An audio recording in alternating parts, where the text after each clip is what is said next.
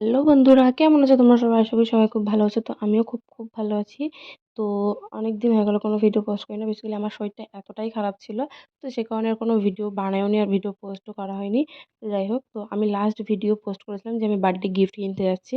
তো গিফট কিনেছি। তো আ সেই বার্থডের ব্লগ ফাইনালি আমি এখন আপলোড করছি। তো যাই হোক, সকালবেলায় উঠে সব কাজ-টাজ সেরে নিয়েছি। তো দেন তারপরে আর কোনো ভিডিও করা হয়নি। তো ডাইরেক্ট একে রেডি করতে গেছিলাম। মানে ও সাজবে সেইজন্য ওখানে গেছিলাম। তো ওদের বাড়িতে ওর বার্থডেটা সেলিব্রেট হচ্ছিল। তো এই দেখো, এখানে আমাদের বার্থডে বয় আর ওখানে ওর মা-বাবা সবাই ওকে আশীর্বাদ করছিল। তো দেন ওখানে আমরা একটু বসেছিলাম। তো যেহেতু ওরা সবাই ওখানে সব রেডি হবে, সাজবে বলে ওখানে আমরা সবাই বসে একটু আড্ডা মারছিলাম। এখন পরে আমি রেডি হতে বলছি, এখন বাজে প্রায় 15টা।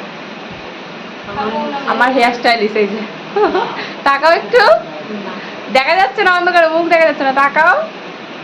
এতক্ষণ পরে রেডি হতে বসেছি বাবা, ফাইনালি। আর এই ঘরে আলোটা কম না, ওই জন্য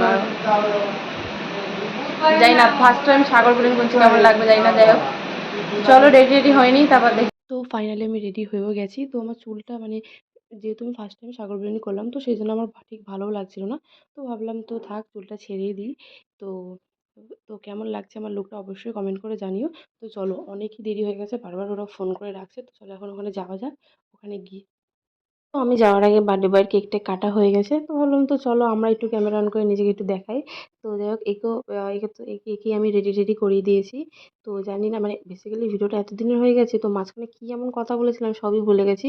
তো তারপর একটু নাচ করেছিলাম। তো নাচ টাচ করে এতটাই খিদে পেয়ে গেছে, তো সেই কারণে আর খেতে বসে পড়েছি। তো আর কোনো দিকে যাইনি। তো এদেরকে তো তোমরা প্রায়শই আমার ব্লগে দেখো, তো এরা তো থাকেই আমার ব্লগে। তো যাই হোক, তো চলো আজকের মতো ভিডিওটা এই পর্যন্তই। ভালো লাগলে অবশ্যই লাইক কমেন্ট শেয়ার করে দিও। টাটা।